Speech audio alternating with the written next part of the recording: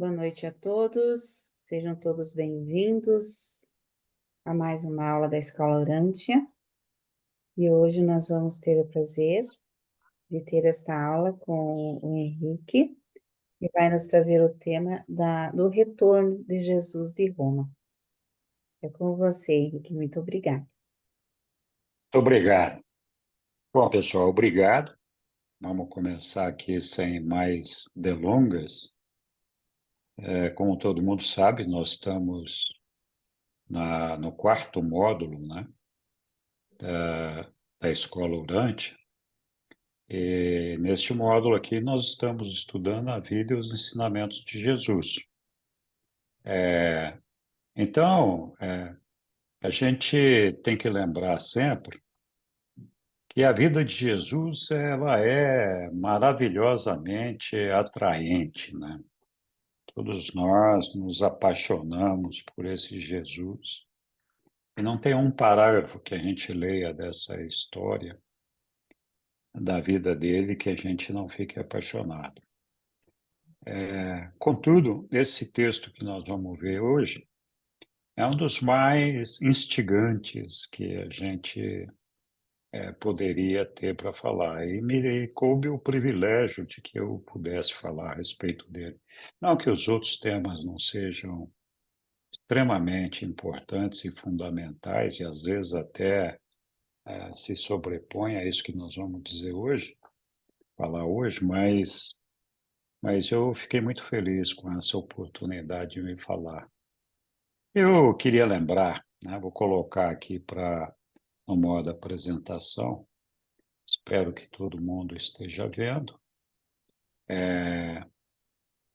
Eu queria lembrar a todo mundo, nós estamos na Escola Urântia.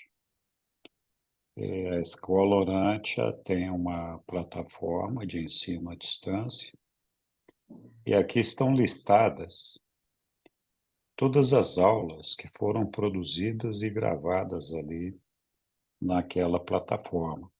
Faltando as 4 aqui, que se referem a treinamento de instrutores, que eu não coloquei. Nós começamos lá em 21 de agosto de 2019, né? E temos 173 aulas gravadas. E fora essas que estão gravadas, nós temos 72 aulas já planejadas, incluindo esta de hoje. Então, essa daqui já vai diminuir para 71 aqui. Então, acho que tem um conteúdo, um acervo muito importante aqui na Escola Urântia.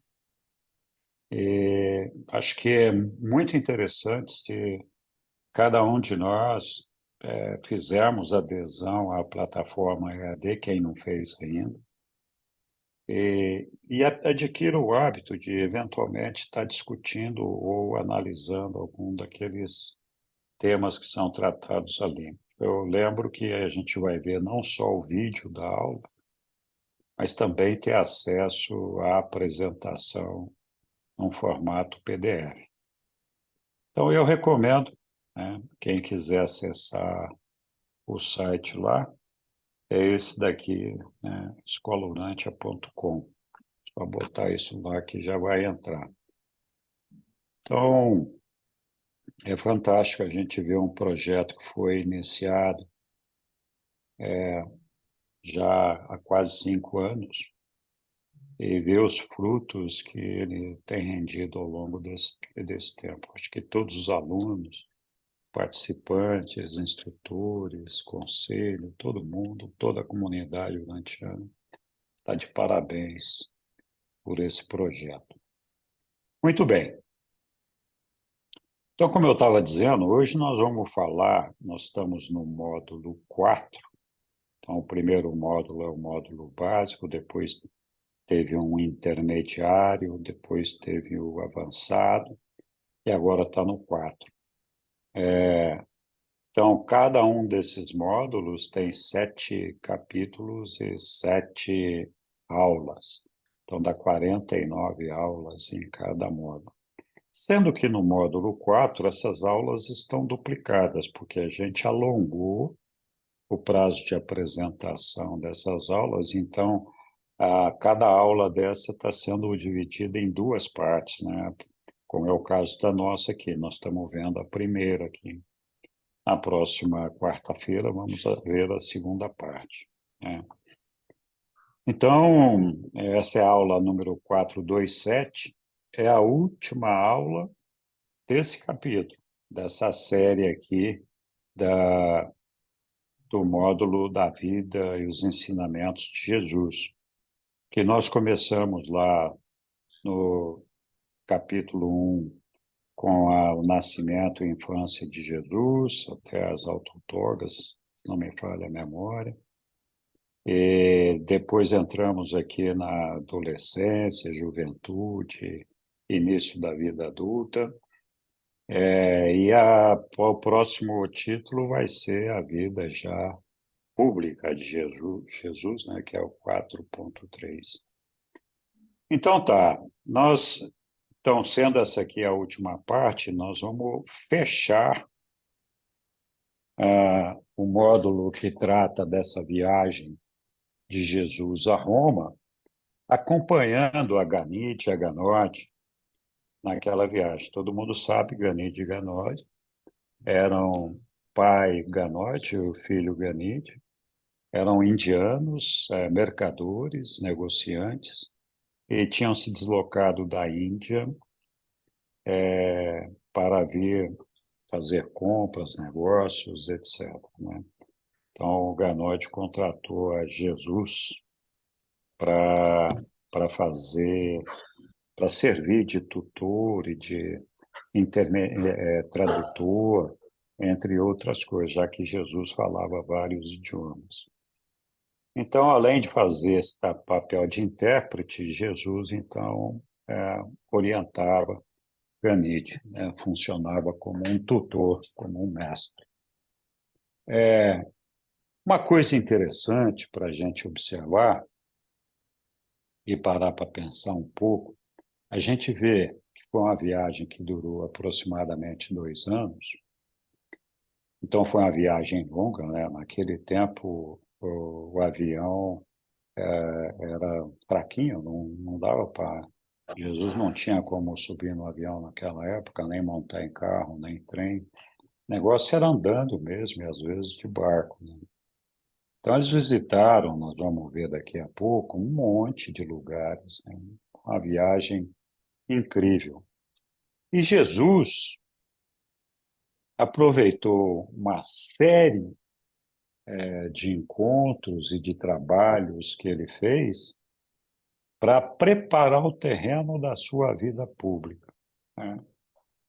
Aqui no livro, aparentemente, as coisas foram acontecendo naturalmente. Mas eu me pergunto se Jesus já não fez essa viagem com essa intenção e já com esse planejamento na cabeça, né? Muitas vezes as coisas não acontecem por acaso.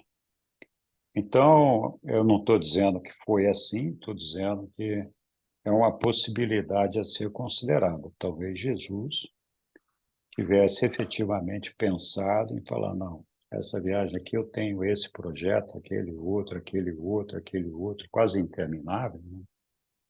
E eu vou fazer essa viagem com esse propósito principalmente, o resto é acessório. Então, acho que a parte mais importante da viagem de Jesus que era trabalhar de intérprete e tutor desse garoto, na verdade, o mais importante era esse plano de trabalho que ele tinha.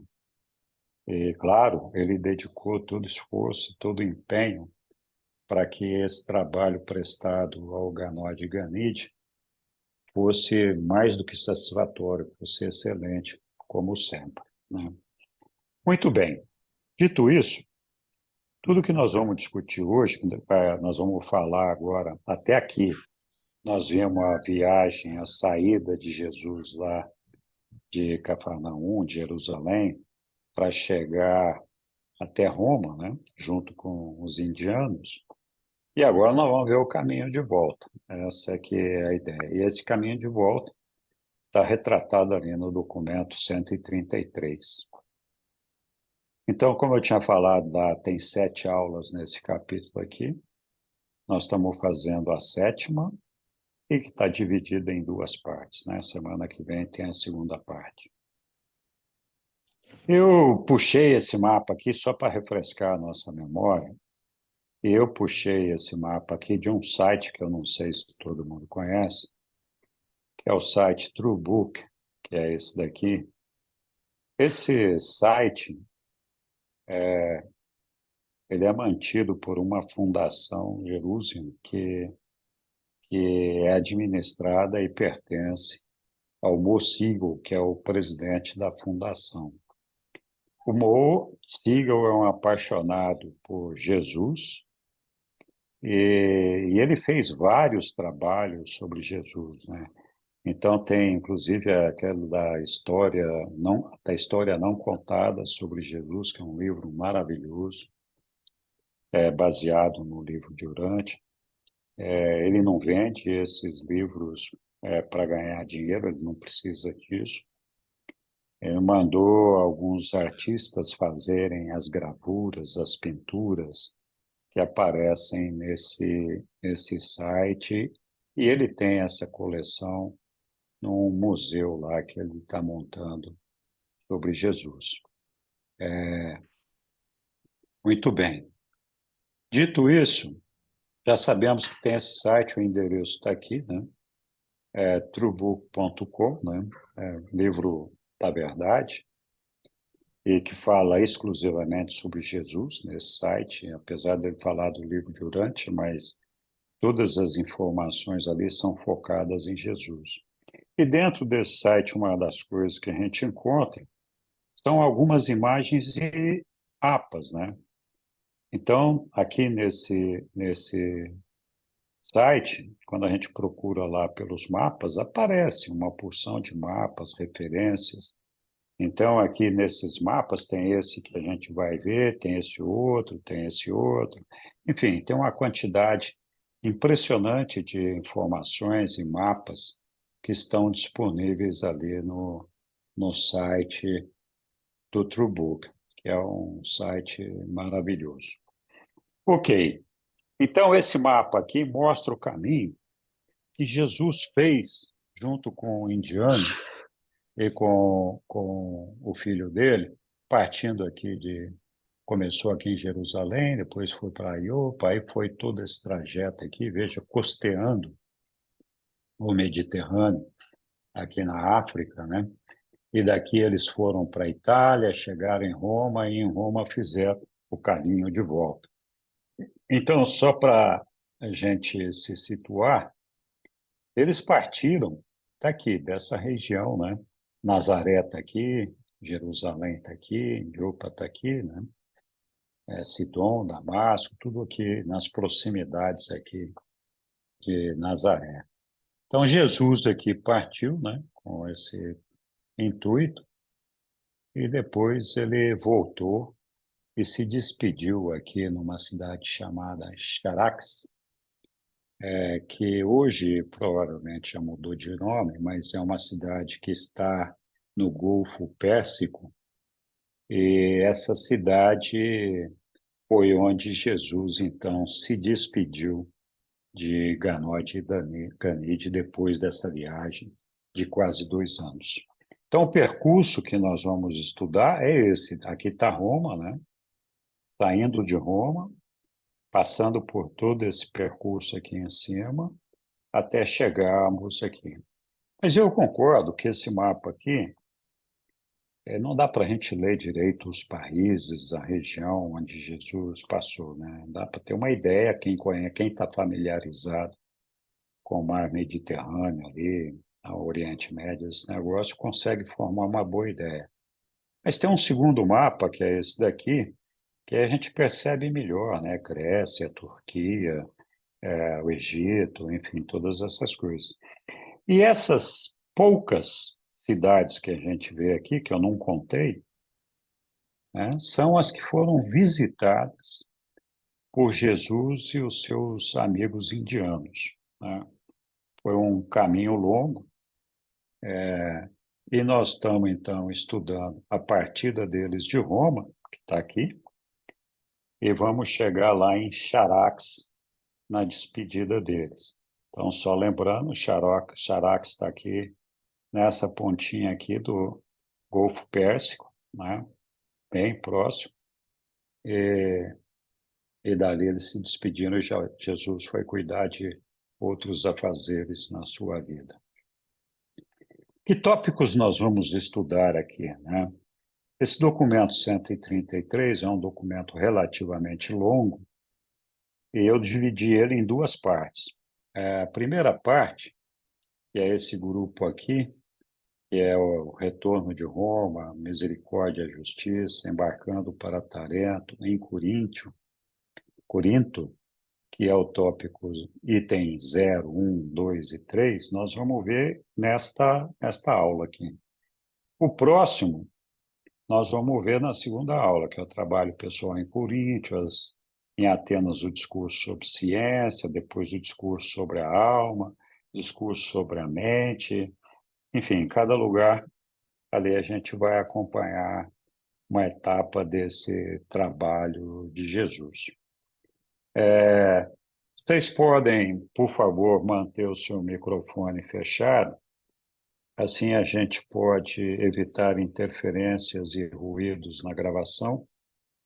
E, se precisarem, podem sim abrir o microfone quando desejarem, para colocar alguma observação ou fazer alguma pergunta. Então, fique bem à vontade para isso. Eu só peço que isso seja feito pelo seu microfone, porque eu não vou estar vendo o chat aqui da apresentação. Então, vamos falar do retorno de Roma. Também quero lembrar que tudo que eu vou falar aqui, além de fazer uma leitura do livro, ou de uma parte dele, é uma interpretação pessoal minha, não existe uma interpretação oficial. Então, não existe uma oficial para mim nem para ninguém, né? Todas as apresentações decorrem da leitura do livro e os comentários sempre são o entendimento daquele que está fazendo a apresentação. Então, faça lá a sua leitura para ter sua própria opinião. Também eu modifiquei parcialmente alguns textos aqui, que quando eu falo modifiquei parcialmente, o que eu estou dizendo aqui, eu cortei algumas palavras, algum lugar que ocupava muito espaço aqui e não tinha assim um significado tão importante que pudesse justificar a manutenção do texto da forma como ele estava. Quando isso aconteceu, eu vou avisar, aqui eu mexi, né? Mas vamos lá. Então, ao preparar-se para deixar Roma, Jesus não disse adeus a nenhum dos seus amigos. Vocês se lembram? A Sueli apresentou uma aula brilhante da permanência de Jesus em Roma, no documento 132, que fala de uma série de encontros e de amizades, né, que o mestre encontrou nessa região de Roma. Ele se encontrou com mais de 500 pessoas ali.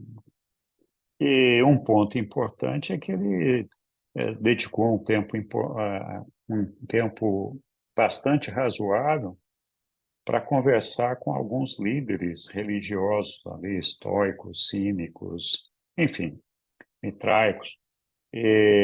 32 no total, e desses 32, 30 se transformaram em seguidores de Jesus, né?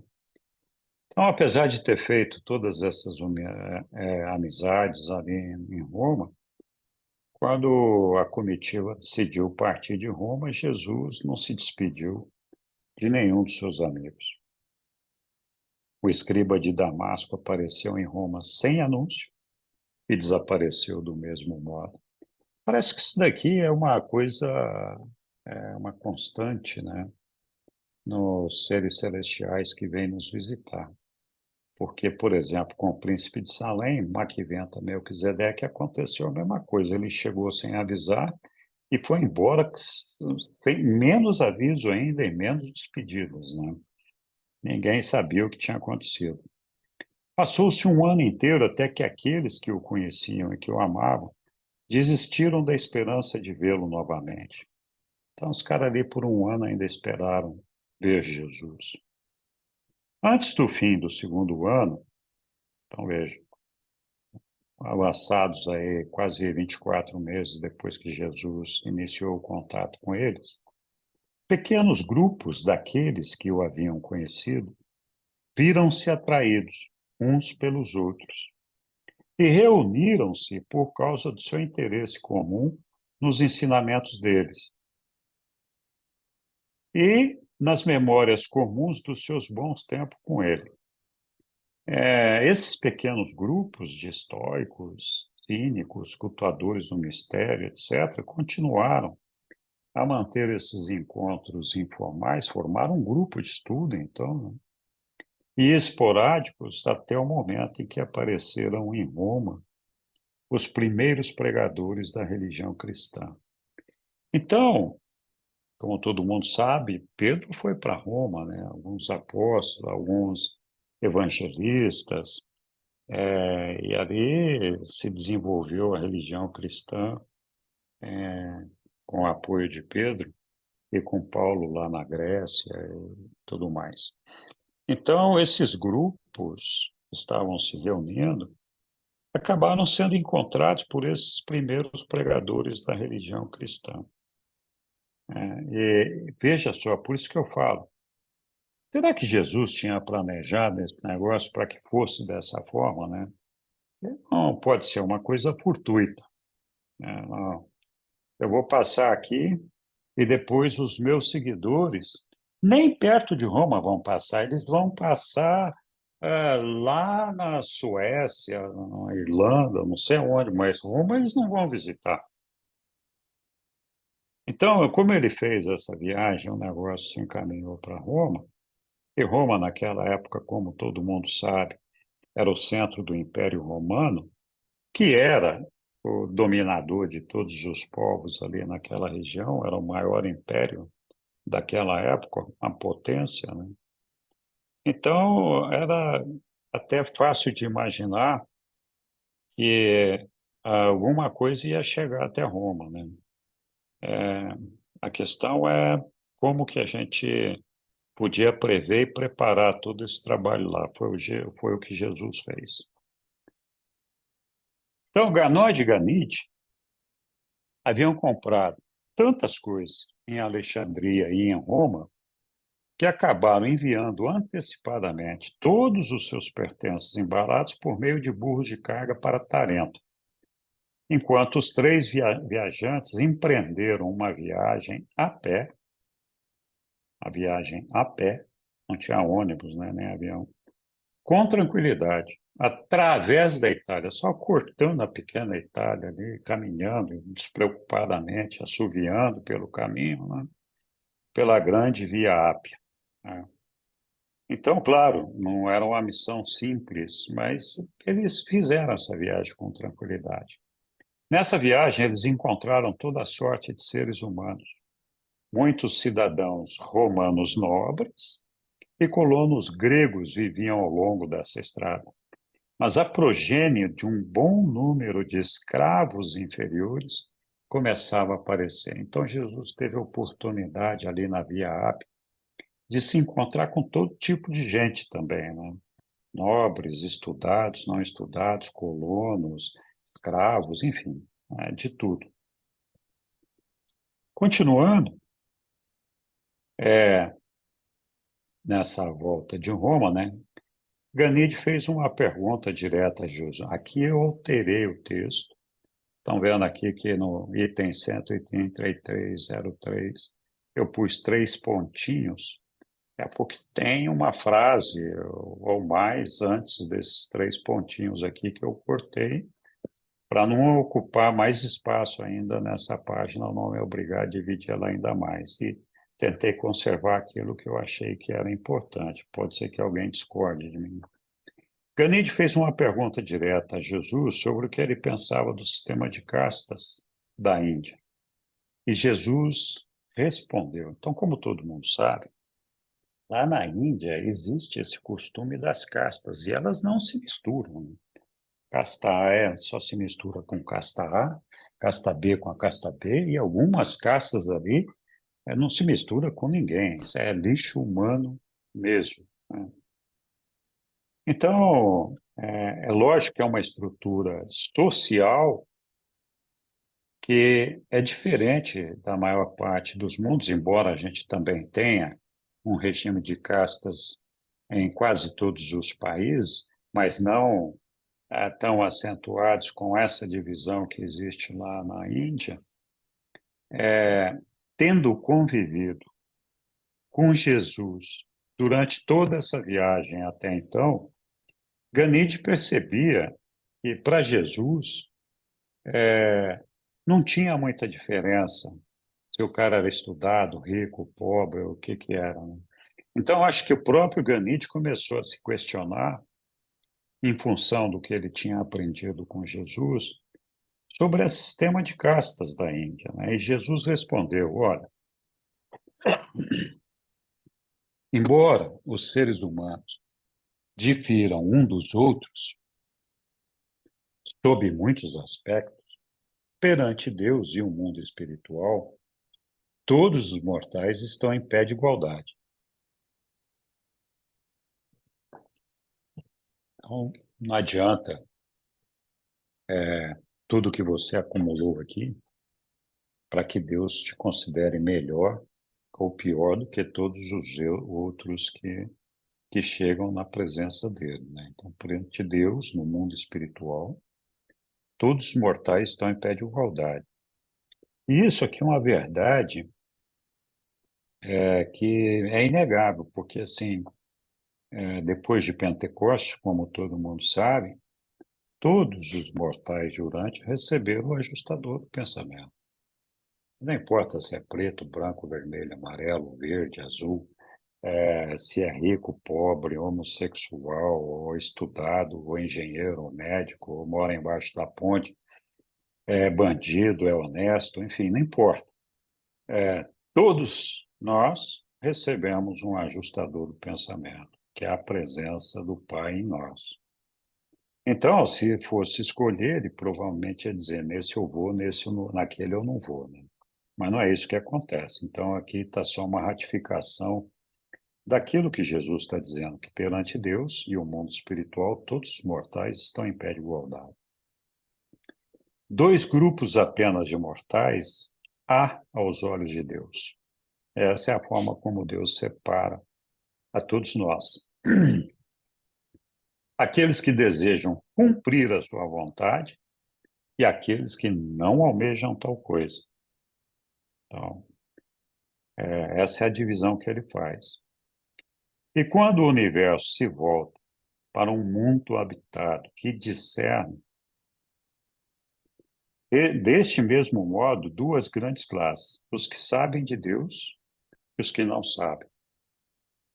Aqueles que não podem chegar a conhecer a Deus são reconhecidos entre os animais de qualquer reino.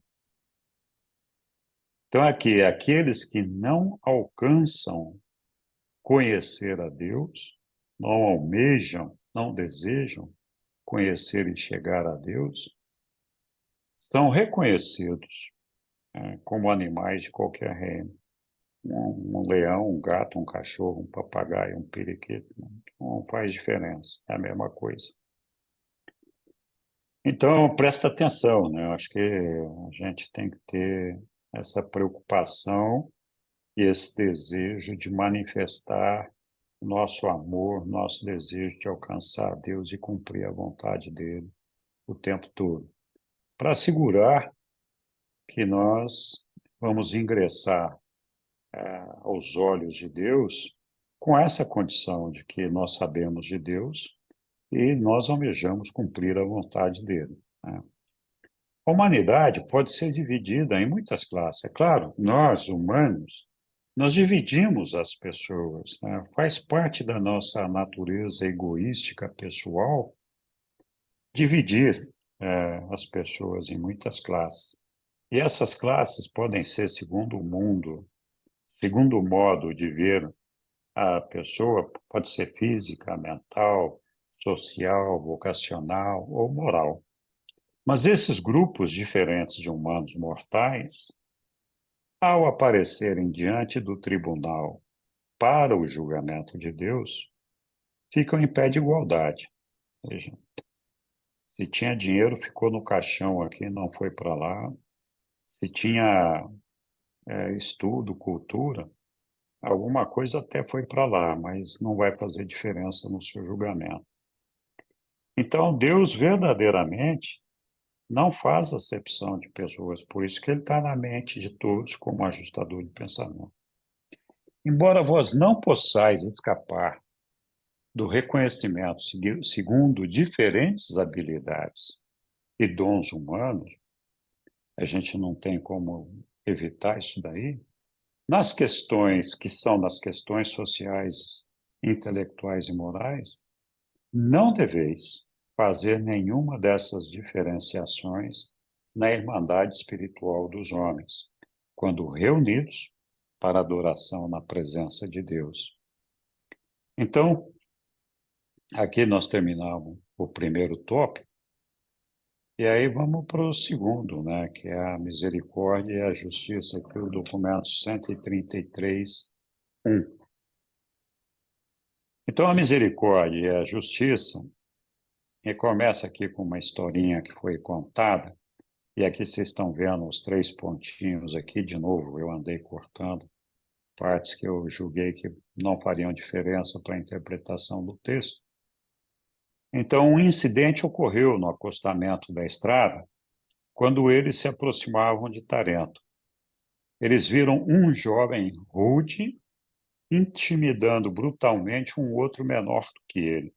Apressando-se a ajudar o menino atacado, quando o havia resgatado, Jesus permaneceu apenas segurando apertadamente o ofensor até que o menor tivesse escapado. Então, Jesus foi em socorro daquele menor, daquela pessoa que estava sendo castigada, segurou o agressor sem agredi-lo, né? e, e só liberou essa pessoa quando o cara menor, ou aquele que era oprimido, tivesse escapado. Mas quando Jesus liberou o brigão, Ganide, que estava com ele, agarrou o menino e começou a bater nele estrepitosamente. Então Jesus prontamente interferiu para o espanto de Ganide. E depois de haver contido Ganide e permitido ao menino amedrontado escapar, tão logo recuperou o fôlego, Ganide exclamou, sobressaltado: Eu não consigo entender-te, mestre. Se a misericórdia exige que tu resgates o menino menor, a justiça não exige a punição do menino maior e que era o ofensor? Então é lógica essa pergunta de Ganide, né? Pô, tudo bem que eu tenha misericórdia com aquele que está apanhando, mas não devia punir aquele que é o agressor? E Jesus respondeu: Ganite, é verdade que tu não entendeste. A ministração da misericórdia é sempre um trabalho do indivíduo, ou seja, de cada um de nós. Nós temos que ministrar a misericórdia sempre que ela nos é demandada. Temos que ter esse cuidado de ser misericordioso cada vez que a situação exige que nós sejamos misericordiosos. Mas a justiça, isso porque assim, o nosso Pai, ele é misericordioso conosco o tempo todo, né? Não importa o que nós fizermos. Se a gente quiser voltar para casa, voltar para Deus, desde que seja um regresso honesto e desejoso de encontrar a Deus, Deus esquece esse passado que nós tivemos, que fizemos todas as misérias que nós fizemos. Então, essa misericórdia que Deus nos dá, o que se espera é que nós, igualmente, quando necessário, façamos uso dessa misericórdia com os nossos irmãos, os nossos iguais. E aí Jesus completa dizendo que a justiça da punição é função do social, é função do governo ou dos grupos que administram o universo. Então, ele continua explicando aqui, enquanto indivíduo, eu sou obrigado a mostrar a misericórdia. Eu devia livrar o garoto atacado e, com toda a firmeza, empregar a força necessária para conter o agressor. E foi isso exatamente o que eu fiz. Realizei a libertação do menino atacado. E esse foi o fim da ministração da misericórdia. Então, aquela situação que pedia misericórdia, naquele momento ali, foi superada, né? E aí Jesus completa: então, à força eu detive o agressor por um período de tempo suficiente para permitir que a parte mais fraca na disputa escapasse, após o que eu me retirei do caso. E não continuei, não fiz o julgamento do agressor, nem repassei o seu motivo. Então, Jesus aqui está dizendo, não é meu papel, eu não estou autorizado, eu não estou autorizado a fazer julgamento de nenhum mortal, de nenhum filho de Deus. Mesmo que eu ache que ele está fazendo uma coisa errada, isso não é uma coisa que eu posso fazer. Eu não tenho essa autoridade. Não sei se vocês se lembram, mas quando houve a rebelião de Lúcifer, uma das coisas que nós aprendemos ali é que Jesus não interviu naquilo ali. E ele não se dedicou, em nenhum momento, a julgar os rebeldes, porque ele ali está muito claro, muito expresso naqueles textos, que ele não tinha autoridade para fazer esse julgamento e que ele não deveria. O que é certo, porque seria uma opinião pessoal dele, apesar dele ser Deus. Então, ele poderia ter uma posição diferente de um outro Micael, por exemplo. E também poderia aplicar uma pena que outro Micael, ou o próprio pai, achasse que deveria ser outro. Então, não tem essa atribuição. Além do que, você se obriga a julgar a sua criação, os seus filhos, nesse caso de Jesus. Então, ele não continuou, não fez o julgamento do agressor, nem repassou o motivo do agressor pelo qual ele estava batendo naquele moleque. Nem julguei tudo o que motivou o seu ataque ao seu companheiro. E não assumi executar a punição que a minha mente podia ditar como compensação justa pelo erro dele. Então, assim, não pode fazer justiça com as próprias mãos, né? Não é essa a ideia. Então, aqui continuando essa história, né, aqui de novo tem 3 pontinhos, vocês já sabem o que é. A misericórdia pode ser pródiga, mas a justiça deve ser precisa.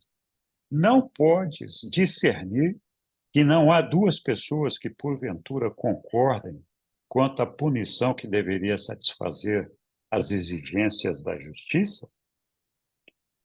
Um juiz imporia uma quarentena, umas 40 chicotadas. Outro 20, enquanto o outro talvez fosse aconselhar ainda o confinamento em solitária como uma justa punição. Então, não vês que, neste mundo, essas responsabilidades ou deveriam ficar a cargo com o grupo ou deveriam ser administradas pelos representantes escolhidos do grupo. Então, assim como no céu, né, que ali tem os anciões dos dias que fazem o julgamento final, e só eles estão autorizados a emitir a executar a justiça. Nos nossos mundos aqui, nos nossos países, nós temos aí, né, o governo, temos aí a justiça, que são pessoas escolhidas por nós. Alguém pode falar, não, por exemplo, no Supremo não sou eu que escolho. Bom, não deixa de ser você, e você votou no presidente que escolheu aquele cara. Então, é por aí. Então, nós é que escolhemos as pessoas que vão fazer o julgamento e aplicar a justiça. Atenção, em nenhum momento aqui Jesus está dizendo que a aplicação dessa justiça é sempre correta. Ele está dizendo que a justiça deve ser precisa e que essas responsabilidades devem ficar na mão do grupo. Mas nós aqui, humanos, nós sabemos que nem sempre a nossa justiça funciona. Isso não invalida a ideia de que a responsabilidade da aplicação da justiça deveria ficar na mão daquele grupo que foi determinado para aplicar essa justiça. Se ele não está funcionando, nosso trabalho seria de pressionar esse grupo de alguma forma ou buscar formas de colocar outro grupo ali para que fosse mais eficiente, né? Isso via o nosso voto, via a nossa manifestação, mas, ou seja, não, não importa se a justiça não está sendo perfeita e executada por aquele grupo de pessoas da maneira como seria esperado por Deus, porque da maneira como é esperado por nós, pode estar muito equivocado também. É claro que essa justiça aplicada pelos homens, ela é aceita por Deus no sentido de que esses homens têm autoridade para fazê-la, mas não significa que Deus ou que Jesus está de acordo com a punição que foi estabelecida, né? Então, tudo isso levado em conta, o que faz sentido e o que importa é essa questão que Jesus coloca aqui. Olha, misericórdia todos nós temos que ter. É um papel do indivíduo, é um papel de cada pessoa. Mas a justiça que tem que ser precisa não pode ser exercida pelo indivíduo. Ela tem que ser exercida por alguém com essa responsabilidade, um grupo, seja lá o que for. No universo, o julgamento é entregue àqueles que conhecem plenamente os antecedentes de todos os erros, bem como as suas motivações. Então, os nossos anciões dos dias lá, por exemplo, eles estão devidamente atualizados a respeito de cada um de nós. Por que nós fizemos cada coisa que nós fizemos errado, cada maldade, cada... E eles têm, então, um histórico completo das nossas intenções, das nossas vontades, dos nossos motivos, para avaliar com misericórdia a justiça que deve ser aplicada a nós. Na sociedade civilizada, em um universo organizado, a administração da justiça pressupõe, que é o que nós acabamos de discutir aqui atrás, pressupõe aplicar uma sentença justa em consequência de um julgamento equânime. E essas prerrogativas são dadas aos grupos jurídicos dos mundos e aos administradores todos cientes dos universos mais elevados de toda a criação. Continuando essa mesma história da misericórdia e justiça, durante vários dias eles conversaram sobre a questão da manifestação da misericórdia e da administração da justiça. E Ganide, ao menos em uma certa medida, compreendeu por que Jesus não queria entrar em combate pessoalmente. Ele já tinha observado que Jesus nunca brigava com ninguém. Ganide, no entanto, fez uma última pergunta, para a qual ele nunca recebeu uma resposta totalmente satisfatória. Jesus não deu a ele essa resposta satisfatória. E vamos ver por quê aqui. E essa pergunta foi: mas, mestre, se uma criatura mais forte e de temperamento maldoso te atacasse e ameaçasse destruir-te, o que farias? Não farias nenhum esforço para defender-te? Aqui explica por que Jesus não explicou satisfatoriamente. Embora Jesus não pudesse plena e satisfatoriamente responder à pergunta do jovem, porquanto ele não queria lhe revelar que ele, Jesus, estava vivendo aqui na terra como exemplificação do amor do Pai do paraíso para um universo que a tudo assistia, ainda assim Jesus fez o seguinte comentário. Jesus, entre parênteses aqui, foi eu que coloquei, não está no texto, se não me falha a memória. Aí, continuando, Jesus disse, olha, Ganide, posso entender bem o quanto te deixam perplexo algumas dessas questões e vou esforçar-me para responder a tua pergunta. Na reunião do grupo de Curitiba da segunda-feira, a gente estava falando de uma situação semelhante aqui, e eu fiz lá uma fala prolongada, claro, tendo na minha memória presente esses dados que nós estamos discutindo aqui. Então, quem estava na reunião, de repente aqui consegue acompanhar melhor o raciocínio. Então, posso entender bem por que você fica perplexo. Mas, em primeiro lugar, todos os ataques que poderiam ser feitos à minha pessoa, eu determinaria se o agressor seria ou não um filho de Deus, meu irmão na carne. Eu vou voltar nisso aqui. E se eu achasse que tal criatura foi desprovida de juízo moral e da razão espiritual, eu defenderia sem hesitar a mim próprio com toda a capacidade dos meus poderes de resistência, a despeito das consequências para o atacante. Então, sim, Jesus se defenderia. Em que circunstância? Se o agressor seria ou não um filho de Deus, irmão dele na carne. Ora, como é que Jesus podia saber disso daí? Bom, Jesus podia, porque ele podia ter o insight, antever a presença do ajustador num mortal qualquer, em uma pessoa qualquer.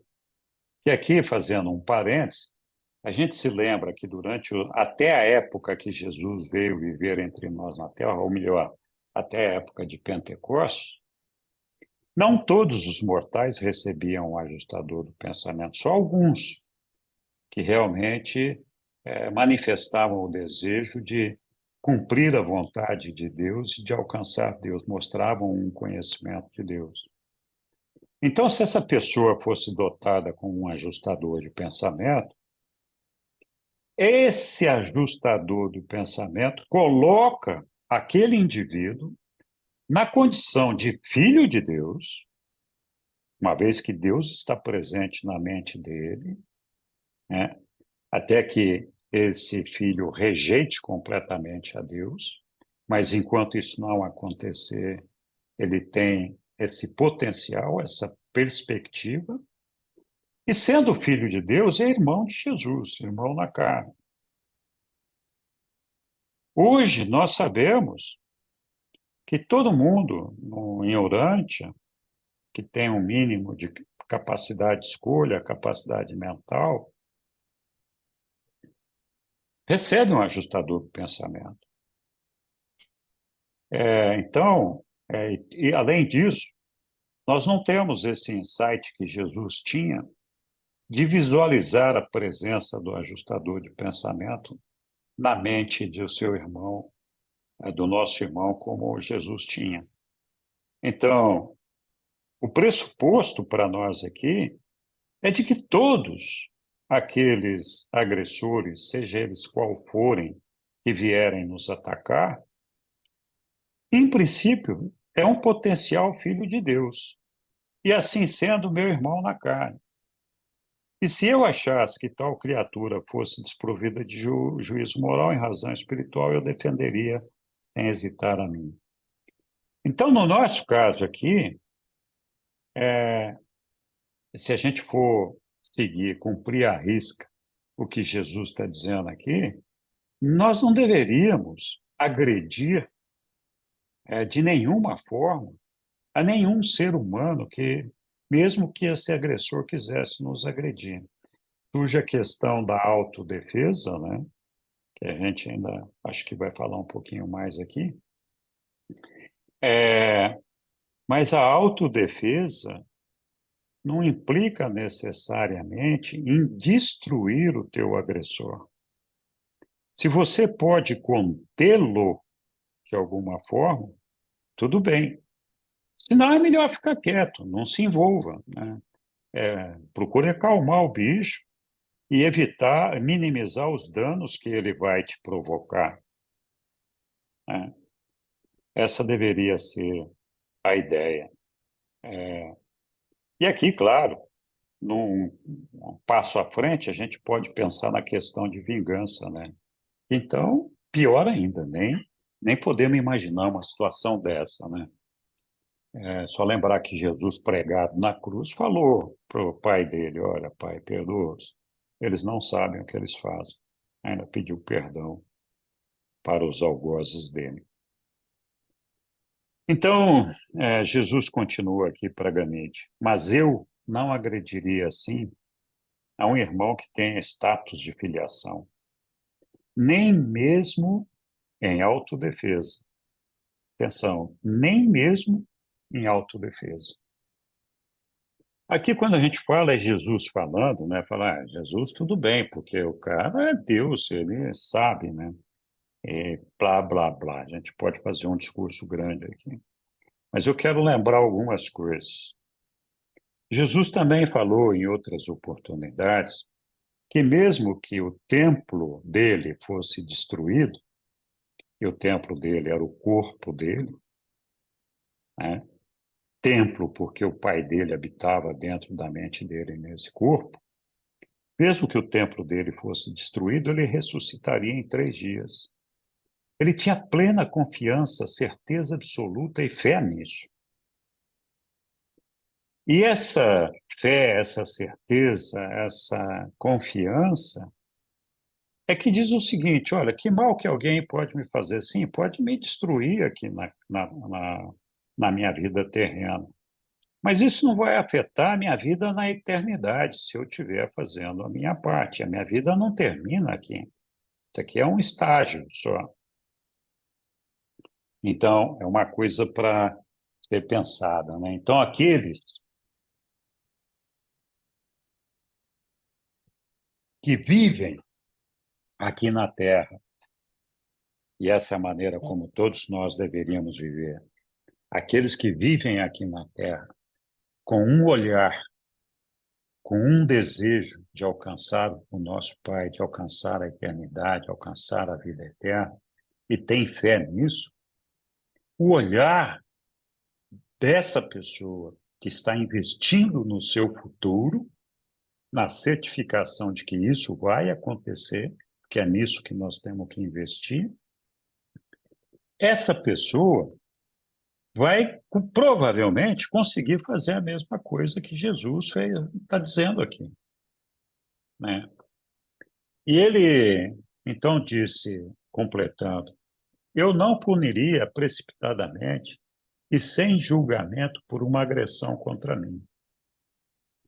Por todos os meios possíveis, eu procuraria impedir, né, e dissuadi-lo de fazer aquele ataque.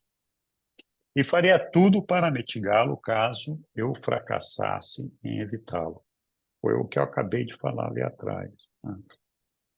Então, perceba que Jesus aqui leva muito a sério essa questão das agressões, né?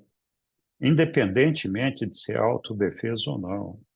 Importa que você está se defendendo, que seja, Mas se é um irmão teu, um filho do teu pai, você acha que teu pai vai gostar de ver você agredindo isso? Ah, mas o meu pai então gosta de ver o agressor me agredindo? Não, mas esse é papel do pai de julgar e aplicar o castigo necessário àquele filho agressor. Não é um papel nosso, né? Muito bem. Esse tema dá o que pensar e eu sei que muita gente, eventualmente, não concorda com isso.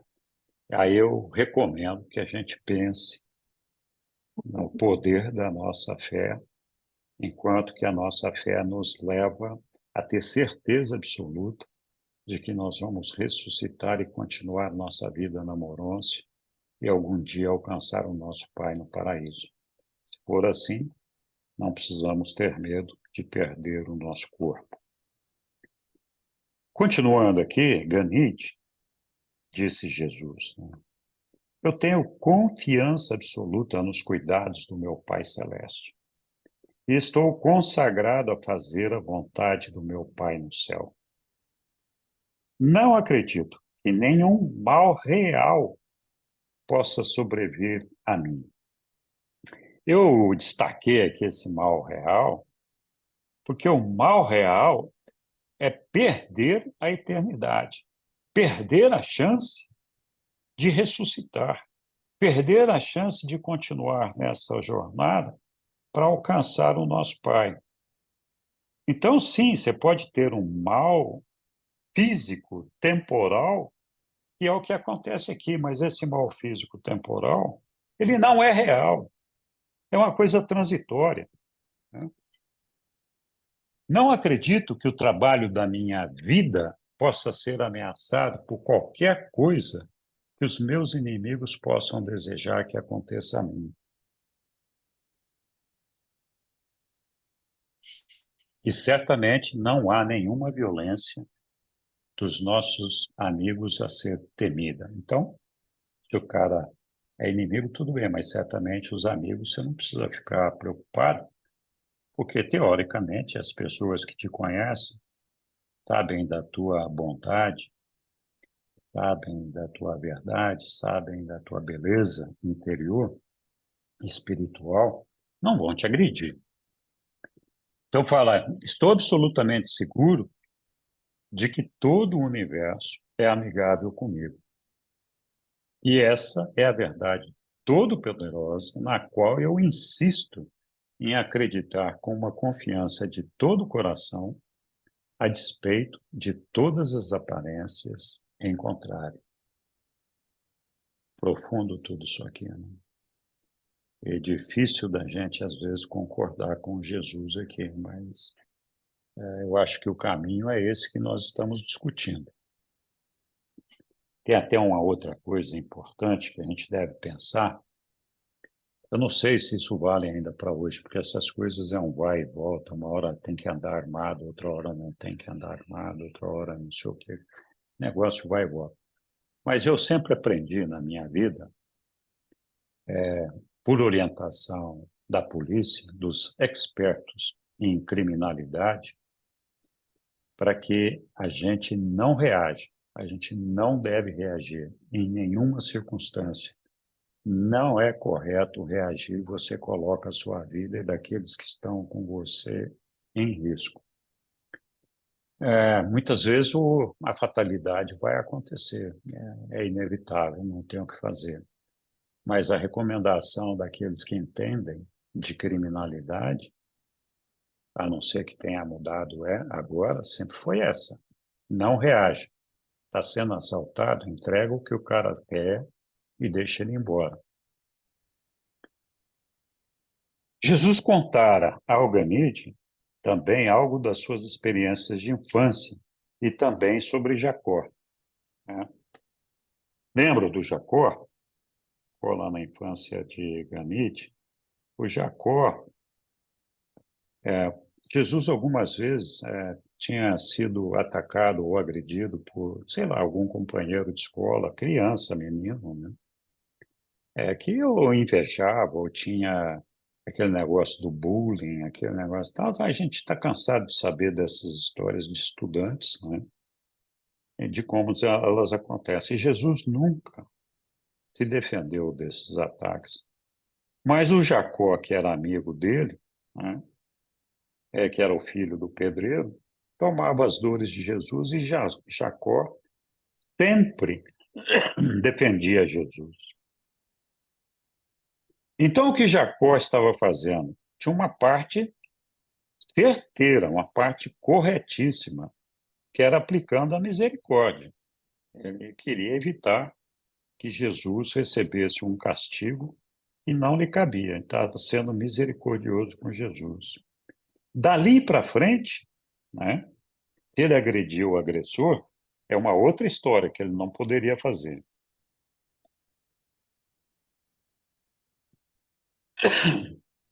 Ao saber como Jacó se propusera a defender Jesus, Ganide disse, aqui é o espírito humano falando, né?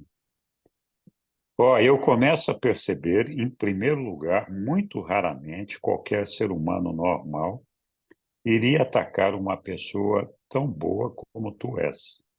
E mesmo que alguém seja tão irrefletido a ponto de fazer tal coisa, há de haver, muito certamente, algum outro mortal à mão que acorrerá em sua proteção. Do mesmo modo que tu sempre acorres em defesa de qualquer pessoa que tu percebes estar em aperto.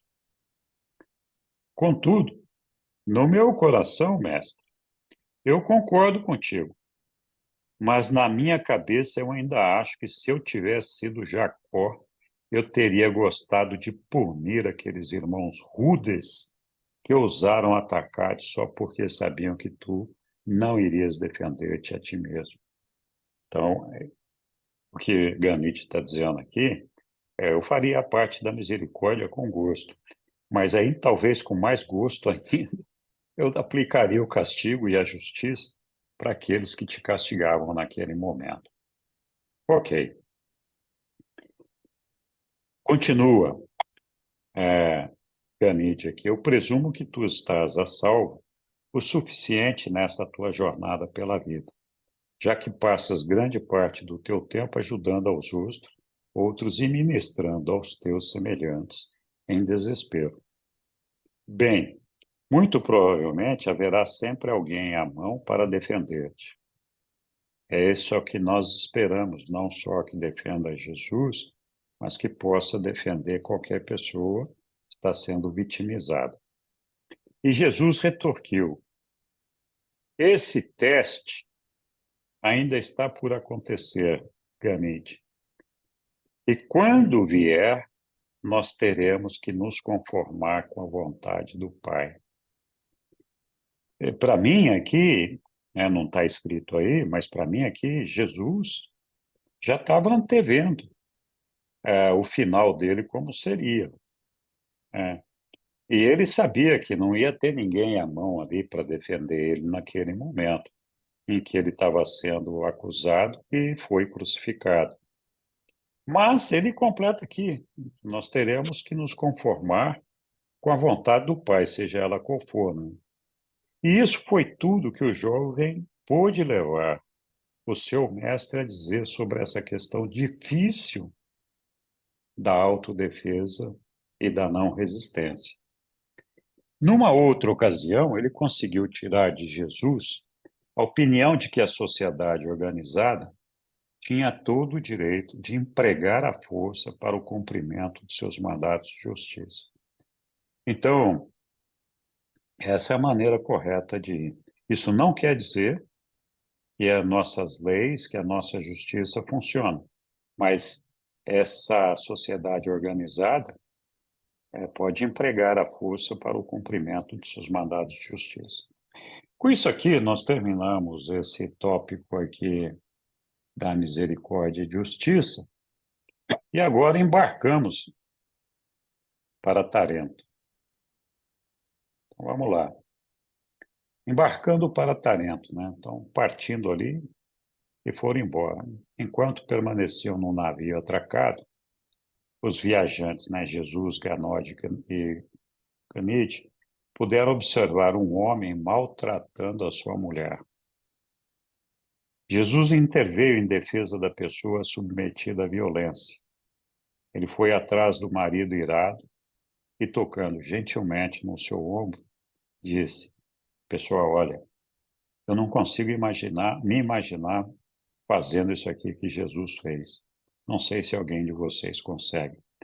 Quer dizer, não nessa forma como Jesus fez aqui, mas olha só, meu amigo, posso falar contigo em particular por um momento?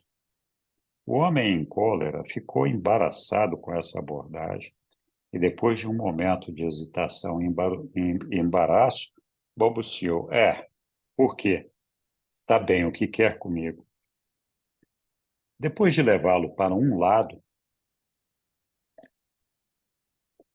que Jesus estava tentando fazer aqui, ao colocar o sujeito de um lado, era justamente evitar expor o indivíduo mais do que ele já tinha se exposto. E, com isso, fazer com que ele ficasse mais constrangido e levantasse outras barreiras contra Jesus.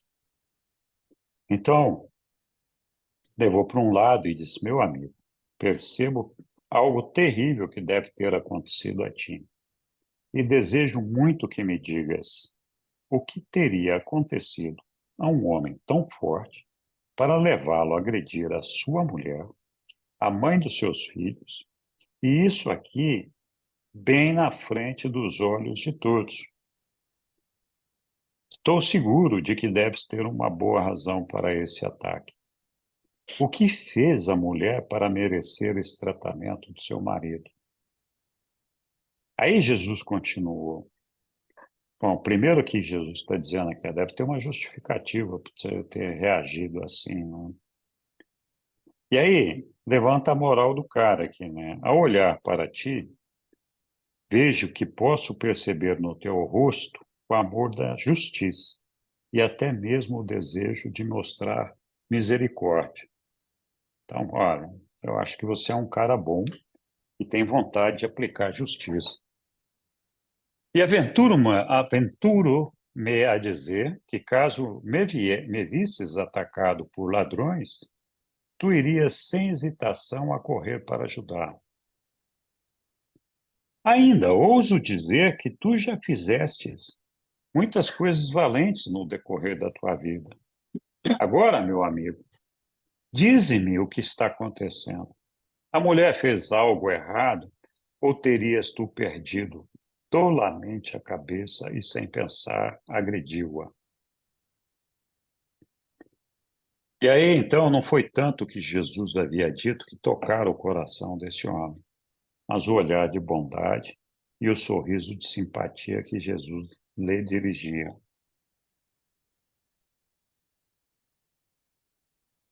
Disse o homem: Eu vejo que tu és um sacerdote dos cínicos, disse ele, e estou agradecido por me teres refreado.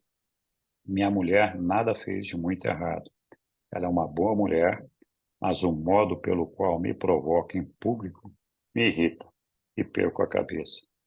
Sinto muito pela minha falta de autocontrole e prometo tentar viver de acordo com a promessa que fiz outrora a um dos teus irmãos, que me ensinou as maneiras certas. Eu prometo. Olha, de novo, a gente até pode tentar fazer isso aqui, mas precisa ter muita habilidade, muito tato, né? Tem aquele ditado que em briga de marido e mulher a gente não mete a colher, e a gente tentar entrar num negócio desse aqui, se não for cuidadoso, vai sobrar para a gente, vai acontecer mais desgraça ainda, né? Então, precisa ter habilidade para conduzir um negócio desse aqui. Não sei se estamos preparados para isso. E aí Jesus disse: Meu irmão, sempre te lembra que o homem não tem autoridade de direito sobre a mulher. Não é a primeira vez que a gente vê Jesus falando isso. A menos que a mulher tenha de propósito e voluntariamente dado a ele essa autoridade. A tua mulher se propôs a viver contigo, ajudar-te na luta das batalhas da vida e assumir a parte maior na carga de ter e de criar os vossos filhos. E em troca desse serviço especial, é mais do que justo que receba de ti a proteção especial que o homem pode dar à mulher, como uma parceira que deve carregar, suportar e nutrir os filhos. O cuidado e a consideração amorosa que um homem deseja dar à sua esposa e filhos são a medida da realização daquele homem nos níveis mais elevados da autoconsciência criativa e espiritual. Sabes que tais homens e mulheres, veja só, são parceiros de Deus, pois eles cooperam para criar seres que crescem e possuem por si próprios o potencial de serem almas imortais. Muito bem, continua Jesus. O Pai no céu trata o espírito materno, que é a mãe dos filhos do universo, como igual a si próprio. Então, a gente sabe que tanto o nosso Pai no paraíso como o próprio Jesus trata os seus parceiros ali como igual a eles mesmos, né? Então, compartilhar a tua vida e tudo que se relaciona a essa vida em termos de igualdade com a mãe que tão plenamente compartilha contigo a experiência divina de reproduzir aos dois na vida dos vossos filhos é ser semelhante a Deus. Se apenas puderes amar os teus filhos como Deus te ama, tu amarás e acariciarás a tua esposa, como o Pai no céu honra e exalta o Espírito infinito, a mãe de todos os filhos espirituais de um universo vastíssimo. Então, ser semelhante a Deus que Jesus está dizendo, é ter essa atitude de compartilhar a tua vida com a tua companheira, com o respeito próprio que cabe a ela. Nesse sentido, se nós fazemos isso, nós somos semelhantes a Deus, porque Ele também faz isso com o Espírito Infinito, assim como Jesus, Micael, faz com a ministra divina, né?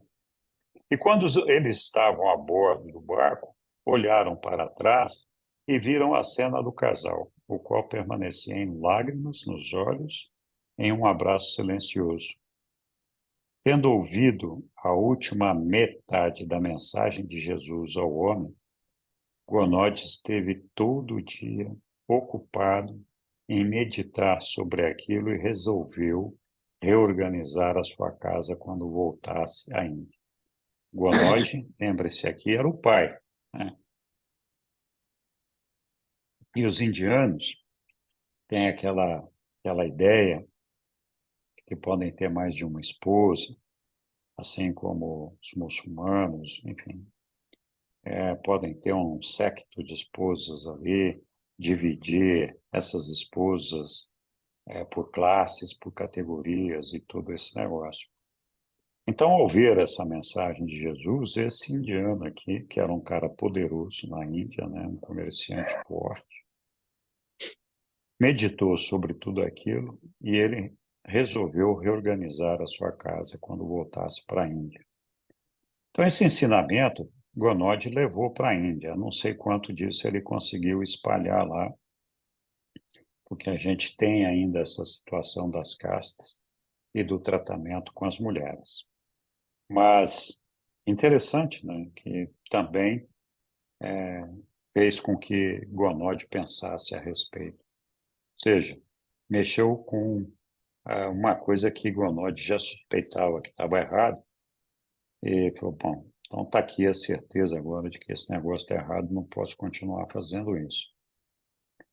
A viagem a Nicópolis foi agradável, né? Mas foi lenta. Eles passaram muitas horas recontando as suas experiências em Roma e relembrando tudo o que lhes tinha acontecido desde que se conheceram em Jerusalém. Ganide estava tornando-se imbuído do espírito do ministério pessoal, não podia ser diferente com aquele mestre que ele tinha. E ele começou a auxiliar no navio como camareiro, mas no segundo dia, quando mergulhou mais nas profundezas da água da religião, ele chamou Joshua para ajudá-lo. Eles passaram vários dias em Nicópolis, a cidade que Augusto tinha fundado há uns 50 anos daquela época, como a cidade da Vitória, em comemoração da Batalha de Actium, pois havia sido esse local que acampara com o seu exército antes da batalha. Eles alojaram-se na casa de um tal de Jeremias, e olha só, esse Jeremias era um prosélito grego de fé judia, a quem conheceram a bordo do barco. O apóstolo Paulo, mais tarde, passou todo o inverno com o filho de Jeremias nessa mesma casa, durante a sua terceira viagem missionária. Então, Jesus já tinha feito um trabalho com Jeremias, e Paulo já encontrou o terreno semeado. De Nicópolis, eles velejaram no mesmo barco para Corinto, a capital da província romana de Acácia. É claro que Paulo nunca suspeitou de que aquele homem que estava acompanhando os indianos fosse Jesus. Muito bem. Então agora vamos para Corinto, que é o último documento do nosso estudo de hoje, pois continuamos na próxima semana. Corinto é um lugar que fica ali na Grécia, tem esse canal aqui, que é bastante interessante, a formação desse canal, e aqui passam navios grandes por aqui. Mas, bom, é só uma imagem que eu trouxe da internet, e vamos lá. Ao chegarem em Corinto, Ganide já estava ficando bastante interessado pela religião judaica. E quando passavam pela sinagoga, ele solicitou a Jesus que o levasse ao serviço. Naquele dia, eles ouviram um rabino erudito discursar sobre o destino de Israel. E depois do serviço, encontraram o tal de Crespo, o dirigente mais alto dessa sinagoga. Eles voltaram muitas vezes para os serviços naquela sinagoga, mas, sobretudo, para encontrar a Crespo.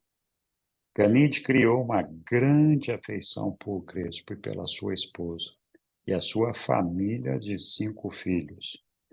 Ele gostava muito de observar como que um judeu conduzia a sua vida familiar. Lembra, nós estávamos falando agora há pouco aqui de Gonode refletindo sobre como ele tinha que mudar a família dele quando ele voltasse para a Índia, né? E a gente aqui também, não sei se todos sabem, mas tem no documento, um documento aqui que fala da vida de Jesus e como que era a conduta familiar dos judeus naquela época. Esse documento está lá, é o 123.2.5, fala que eles dividiam a vida de uma criança, os judeus, né? Tinha um programa sistemático de criar e educar as crianças, e eles dividiam a vida de uma criança em 7 estágios. A recém-nascida até o oitavo, do primeiro até o oitavo dia, criança de peito, criança desmamada, o período de dependência da mãe, que durava até o final do 5º ano, e o princípio da independência da criança para os filhos homens, o pai assumindo a responsabilidade pela sua educação. Aí depois um estágio de jovens e as jovens adolescentes e um estágio dos jovens homens e as jovens mulheres. Era hábito dos judeus da Galiléia que a mãe ficasse com a responsabilidade pela instrução da criança até o 5º aniversário. E então, se a criança fosse um menino, o pai ficaria responsável pela educação dele daquela época em diante. Então, era mais ou menos assim que funcionava uma família judia daquela época. E apesar de que a mulher não era totalmente incorporada na sociedade judaica, ainda era colocada na retaguarda, por exemplo, para visitar a sinagoga, no ambiente familiar, de uma maneira geral, a mulher era respeitada e tinha essa responsabilidade de educar os filhos, de gerar os filhos e de criá-los conforme essa política, essa, esse meio de ensinamento que foi mostrado aqui. Enquanto Ganide estudava a vida familiar, Jesus ensinava a Crespo o melhor caminho para a vida religiosa. Então, Ganide estudava a vida familiar e Jesus ensinava para o nosso Crespo ali a vida religiosa. Jesus permaneceu mais de 20 sessões com esse judeu progressista e anos depois, quando Paulo se encontrava na pregação nessa mesma sinagoga e os judeus rejeitaram sua mensagem, a mensagem de Paulo, ao se voltar aos gentios, Paulo, é interessante que Paulo haja encontrado nesse mesmo Crespo, aqui eu andei cortando uns pedaços, ficou meu, Paulo haja encontrado nesse mesmo Crespo e em toda a sua família o apoio de haverem eles abraçado já a nova religião, e que se haja transformado em um dos principais sustentáculos da igreja cristã que Paulo organizou em seguida em Corinto, né? Ninguém está me interrompendo, estou assumindo que estamos navegando fácil aqui, né? Sem problemas. Vou continuar. Durante os 18 meses que pregou em Corinto, sendo que Silas e Timóteo se juntaram a ele mais tarde, Paulo conheceu muitos outros que haviam sido instruídos pelo tutor judeu do filho de um mercador indiano. Mas ele nunca ligou esse mercador, esse tutor judeu, a Jesus. Em Corinto, eles conheceram pessoas de todas as raças, vindas de 3 continentes. Junto com Alexandria e Roma, Corinto era a mais cosmopolita das cidades do Império no Mediterrâneo. Havia muita coisa que atraía a atenção das pessoas nessa cidade. E Ganide nunca se cansava de visitar a cidadela, que ficava a quase 600 metros acima do nível do mar. Ele também passou uma boa parte do tempo que lhe sobrava na sinagoga e na casa de Crespo. A princípio ele ficara chocado, mas mais tarde ficou encantado com o status da mulher no lar judeu e era uma revelação para esse jovem indiano. Então, tá aí.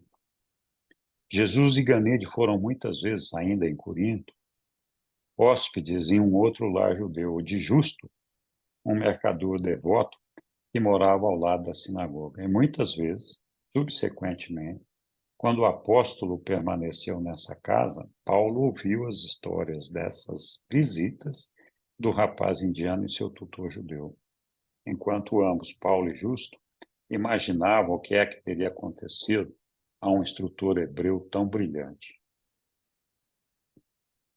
Quando em Roma,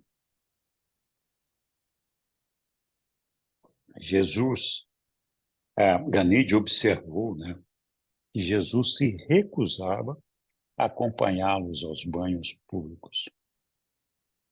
Várias vezes depois disso, o jovem tentou induzir Jesus a dizer mais sobre o que pensava a respeito das relações do sexo e do sexo, embora quisesse responder às perguntas do rapaz. Jesus nunca parecia disposto a discutir esses assuntos muito longamente. Certa noite, enquanto passeavam em Corinto, perto do local em que a parede da cidadela corria até o mar, eles foram abordados por 2 mulheres públicas. Ganide, muito justamente, havia assimilado a ideia de que Jesus era um homem de elevados ideais e que ele abominava tudo que beirava a impureza ou que tivesse o sabor do mal, aquela experiência de que ele não entrava nos banhos públicos. E em vista disso, ele dirigiu-se secamente a essas mulheres. e grosseiramente pediu a elas para se afastarem. Quando Jesus ouviu isso, disse a Ganide: a tua intenção foi boa, mas tu não devias permitir-te falar assim aos filhos de Deus. De novo, aqui é a questão dos filhos de Deus e dos irmãos. Ainda que sejam os seus filhos desguiados. Quem somos nós para julgar essas mulheres? Tu conheces todas as circunstâncias que as levaram a recorrer a tais métodos de obter a sobrevivência? Fica aqui comigo enquanto falamos sobre essas questões. As prostitutas ficaram mais estupefatas ainda do que Ganide com as palavras de Jesus. E enquanto permaneciam ali sob a luz da lua, Jesus continuou dizendo: dentro de todas as mentes humanas vive um Espírito divino, a dádiva do Pai do céu. Lembra, nós falamos disso lá atrás. Dentro de todas as mentes humanas vive um Espírito divino. É nisso que Jesus ficava focado. Dádiva do Pai do céu. Esse Espírito do bem sempre se esforça para nos levar a Deus, para ajudar-nos a encontrar Deus e conhecer a Deus. Lembra? Conhecer a Deus. Mas há também, dentro dos mortais, muitas tendências naturais físicas que o Criador colocou neles para servir ao bem-estar individual e da raça. Assim, muitas vezes, os homens e as mulheres tornam-se confusos nos seus esforços de compreender a si próprios e lutar contra as dificuldades múltiplas do ganhar a vida em um mundo tão amplamente dominado pelo egoísmo e pelo pecado. Eu percebo, Gani, que nenhuma dessas mulheres é voluntariamente pecaminosa. Posso ver nos seus rostos que elas passaram por muitas tristezas e sofreram muito nas mãos de um destino aparentemente cruel. Todavia, elas não escolheram intencionalmente essa espécie de vida. Apenas se renderam desencorajadas e de um modo que beira o desespero, à pressão do momento e aceitaram esses meios repugnantes de ganhar a vida, como o que de melhor encontraram para sair de uma situação que lhes parecia desesperadora. Então, claro que Jesus reprovava a profissão, reprovava o que elas faziam, mas ele não julgava essas pessoas pelo que elas faziam. Ele tinha misericórdia de pensar que elas tinham sido induzidas pelas dificuldades da vida a escolherem um caminho onde não restava para elas muita escolha e que era a maneira delas ganharem a vida. Provavelmente, ele apostava que essas mulheres não gostavam daquilo que faziam, né? E essa história continua, né? E Jesus diz, Ganide, algumas pessoas são realmente perversas de coração e escolhem deliberadamente fazer coisas más. No entanto, diga-me, quando olhas para esses rostos inundados de lágrimas, tu vês algo de mal ou de perverso? Enquanto Jesus esperava a resposta, a voz de Ganide saiu sufocada quando balbuciou a sua resposta. Não, mestre, não vejo. E peço perdão pela minha grosseria para com elas. Eu imploro o seu perdão. E então Jesus disse, falando em nome delas, eu digo que elas já te perdoaram, do mesmo modo que falo pelo meu Pai do céu, pois ele já as perdoou. Agora, todos vós, as duas mulheres e Ganide, vinde comigo até a casa de um amigo, onde encontraremos recolhimento e faremos planos para a vida nova e melhor que temos diante de nós. As mulheres, estupefatas até esse momento, não haviam dito palavra. Entreolharam-se silenciosamente e seguiram o caminho indicado por aqueles homens. E aí, continuando essa história, imagina só a surpresa da esposa de Justus lá em Corinto, né? Quando já tarde da noite, Jesus apareceu com Ganide e essas duas estranhas, né? Dizendo: perdoai-nos por chegarmos a essa hora, mas Ganide e eu desejamos comer um pouco e gostaríamos de compartilhar esse pouco com essas nossas amigas que acabamos de encontrar. Elas também estão necessitando de algo para comer.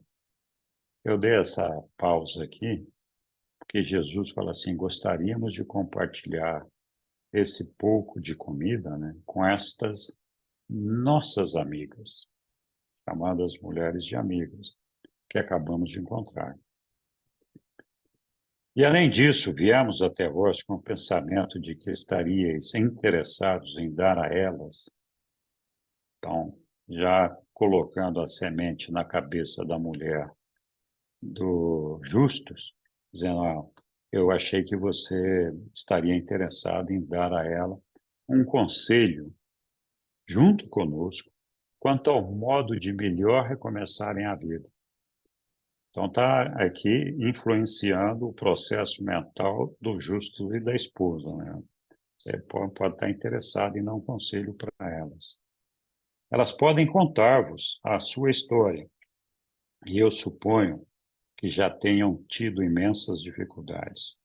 A presença delas aqui no vosso lar atesta quão sinceramente elas anseiam por conhecer gente de bem e com quanta boa vontade elas abraçarão a oportunidade de mostrar a todo mundo, inclusive aos anjos do céu, que elas podem vir a ser mulheres nobres e corajosas.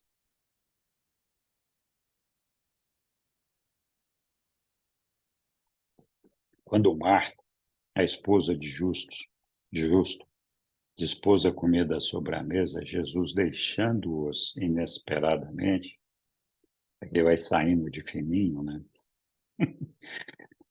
Como está ficando tarde, e já que o pai do jovem nos estará esperando, rogamos ser desculpados por deixar-vos juntas aqui 3 mulheres, filhas bem-amadas do Altíssimo, e eu orarei pela vossa orientação espiritual enquanto fazeis os planos para uma vida nova e melhor na terra, e uma vida eterna para o grande futuro.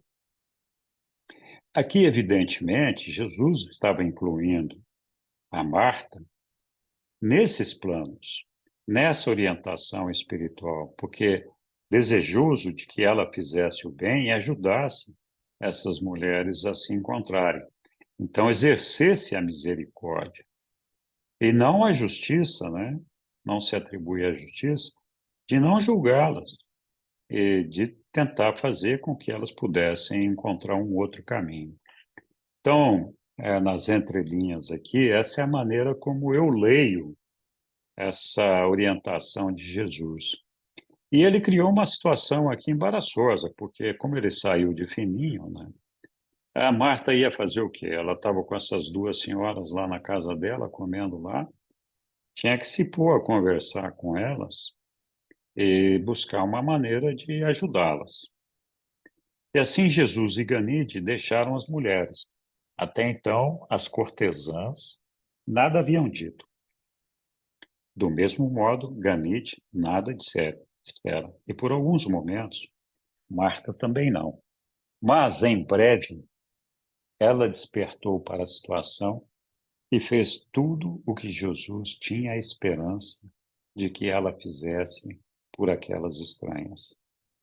A mais velha dessas duas mulheres morreu pouco tempo depois, com esperanças vivas de sobrevivência eterna. A mais jovem trabalhou no local de negócio de Justo e, mais tarde, tornou-se um membro vitalício da primeira igreja cristã em Corinto.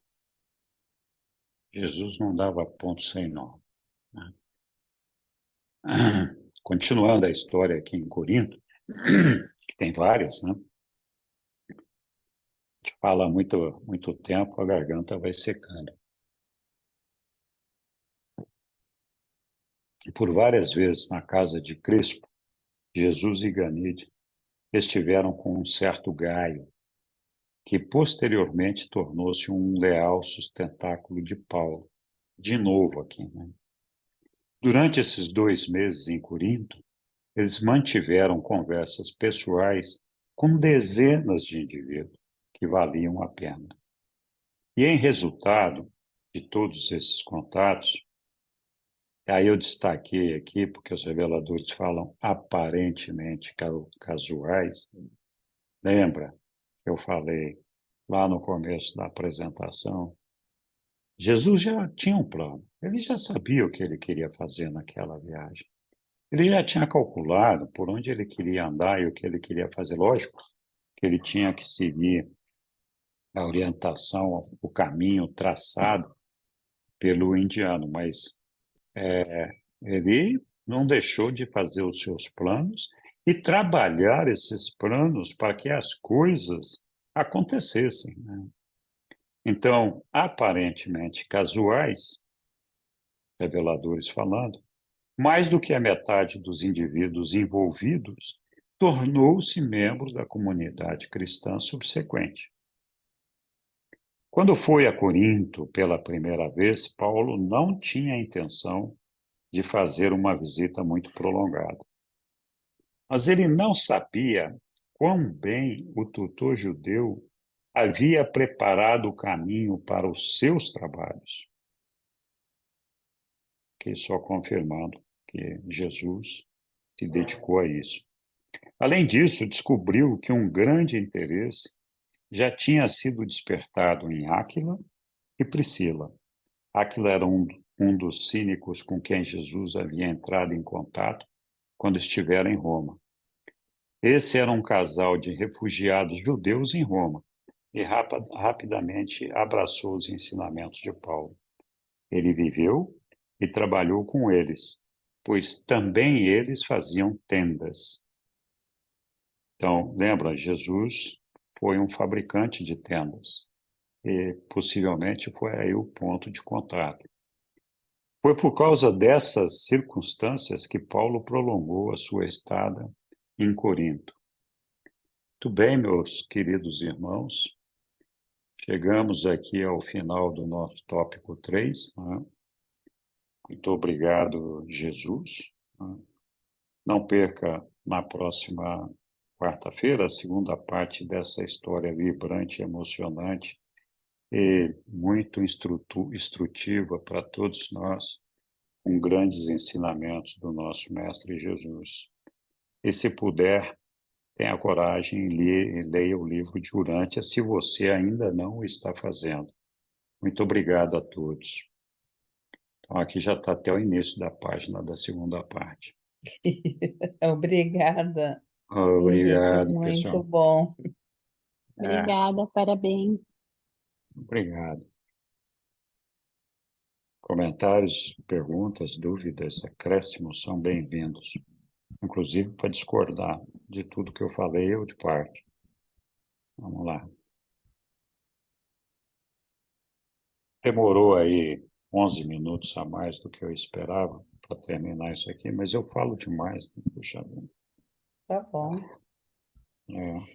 É, Então aquela questão de defender-se, né, que Jesus uhum, colocou, porque, como você falou, né, todos têm o ajustador do pensamento.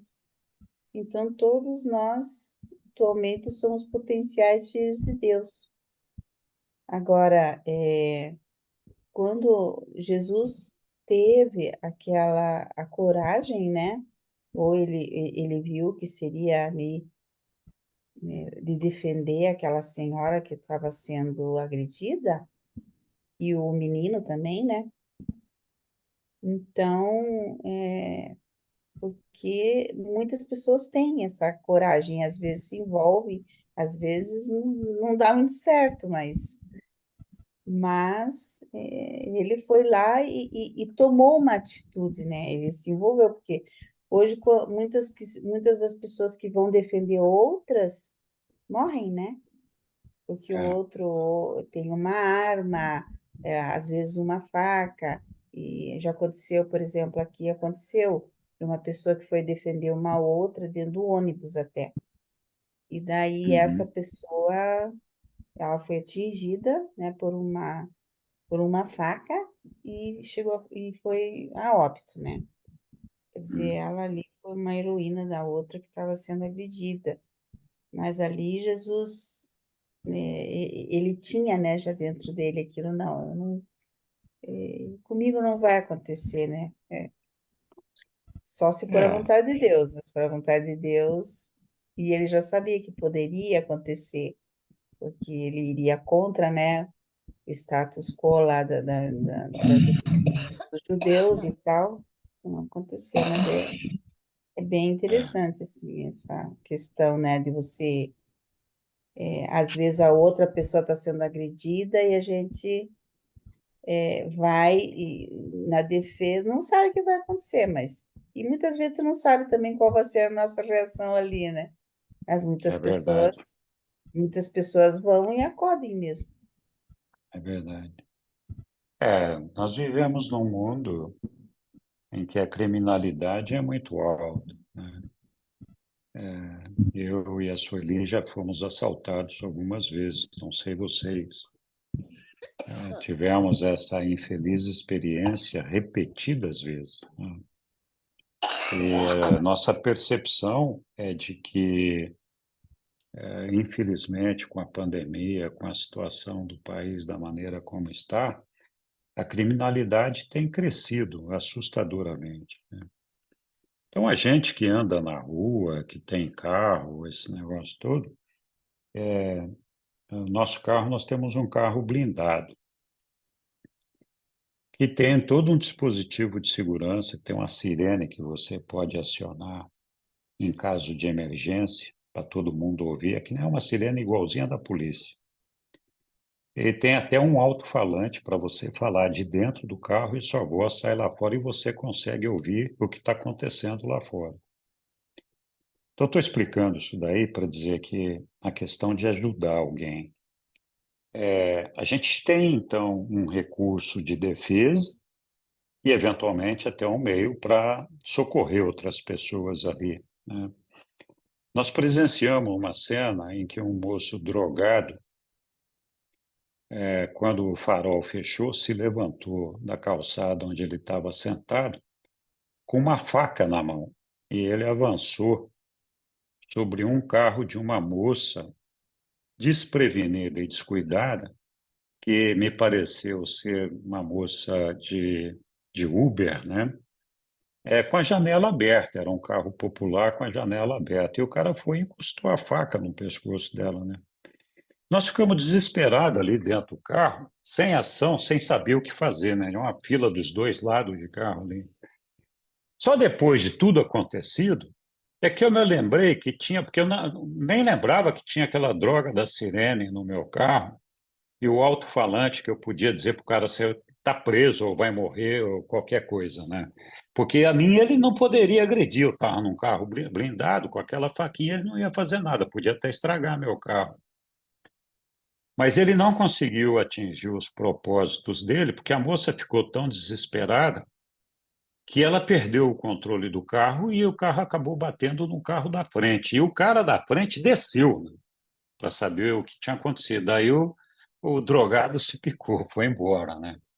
Mas estou dizendo, às vezes a gente sim tem essa vontade de defender, mas muitas vezes a gente fica até sem ação, né? E sim, tem que praticar a misericórdia, né? Tem que estar defendendo as pessoas, não, se a gente puder fazer isso, né? E tem que tomar cuidado, porque você não defende uma pessoa agredida fazendo agressão. Não é batendo no agressor, você tem que conter ele de alguma forma, né? Porque se você agredir o agressor, o bicho pega, a coisa vai piorar, né? Não vai melhorar, né? Enfim, mas eu sei que esse é um assunto polêmico, Na segunda-feira nós já tivemos alguma discussão sobre isso. Eu sei que não todo mundo convive com esse negócio de uma maneira muito pacífica, né? Aquela história de bateu tem que levar, né? Não tem o que fazer. Mas obrigado, Lilian. Uhum. Outra questão que foi colocada, já a Flor dela colocou no chat, né? Ela colocou ali do ajustador, acho que foi ela, que o ajustador deixa, né, as pessoas, Porque eu não aquelas que vi o escolhem o chat, né? mal, Não né? sei o que você viu. É, aquelas que escolhem o mal. Então, se ele Então, abandona, o ajustador, de fato, pode desistir de uma pessoa e sair dela. Mas isso só acontece quando ele tem certeza absoluta que não tem a menor chance, ele está perdendo tempo. Pode fazer o que quiser, não vai conseguir fazer aquela pessoa sair do mal e entrar no bem. Então, veja só, Jesus, que é Deus dentro de nós, o Jesus não, o ajustador, que é Deus dentro de nós, ele ainda resiste por muito tempo na mente de uma pessoa malvada, tentando mudar, tentando conduzir de outra forma. Ele não abandona o indivíduo na primeira maldade que o indivíduo faz. Ele fica ali, persistindo, até chegar uma hora que fala, não, sem chance, isso aqui não vai para lugar nenhum, né? Então abandona o indivíduo e, espiritualmente falando, aquele indivíduo está morto, né? Sim, com certeza existem pessoas assim no mundo. Nós não as conhecemos porque não temos como saber se o ajustador está na mente delas ou não. Mas essas pessoas deixam de ser espirituais, ter o potencial espiritual e espiritualmente estão mortos. Ou seja, quando morrer na carne, acabou, não vai para lugar nenhum. Então, é isso aí. Eu já prendi a mão de um bandido no vidro do meu carro, viu? E aí eu fiquei com medo, e agora? O que eu faço? Solto ele, aí eu ponho sempre a mão na buzina. Se eu vejo que eu estou correndo risco, a primeira coisa que eu faço, eu ponho a mão na buzina para chamar a atenção de todo mundo que está à volta. Mas agora eu estou sem carro, os filhos não querem mais que eu compre, puseram no lápis, anda de Uber, de táxi o dia inteiro, não se preocupa em estacionar, em nada, mas um carrinho às vezes faz falta. Eles sabem que eu vou querer pegar a estrada, então não querem mais deixar, mas ainda qualquer hora eu compro. E o que eu queria É, dizer de Paulo, eu estive na Grécia e eu fiquei impressionada com o local que Paulo fazia lá os seus discursos, divulgava o cristianismo, e eu lembro que eu estava a uma distância bem grande, e eu falei para a guia, mas daqui onde eu estou, dá para ouvir, daria para eu ouvir Paulo? Ela falou, sim, a acústica desse local é realmente muito grande. Então, daqui onde nós estamos é bem distante. Dá para ouvir. E aí, os teatros de lá também, eu não sei o que tem na Grécia, ela jogava uma moeda assim no meio daqueles teatros públicos ao ar livre e fazia um som assim muito bonito, muito amplo. Mas só isso. obrigado, Angélica. Cuidado quando prender a mão do motor, do ladrão Eu no sou carro, viu? meio corajosa, sabe? É, E valente, preciso tomar muito cuidado. Mas aquilo que eu contei na tem, segunda, que eu manobrei os bandidos de 15 para as 9 até 4 e pouco da madrugada, conversando. E eu é, esqueci de falar para vocês, o meu filho, eu moro sozinha, sou viúva, e o meu filho, a cada 2 meses, 3 meses, ele se reúne com um grupo de amigos aqui do prédio e da vizinhança, que hoje já são casados, têm filhos grandes, tudo, né? E E o meu filho estava com 2 amigos. Um que é delegado de polícia e cuida justamente dessa parte de tráfico, disso, daquilo, que assim, e estava com 2 amigos de infância da polícia num churrasco. Eles fazem churrasco para se reunir a cada 2, 3 meses. E eu não tive coragem de acionar meu filho. Meu medo era que o meu filho chegasse e descobrisse o que estava acontecendo e ameaçasse os bandidos e que pudesse fazer alguma coisa para minha filha. E eu rezava para que meu filho não chegasse. Aí eu deixei um monte de bilhetinho na porta, porque eles tomam muita cerveja, sabe lá como é que ia chegar.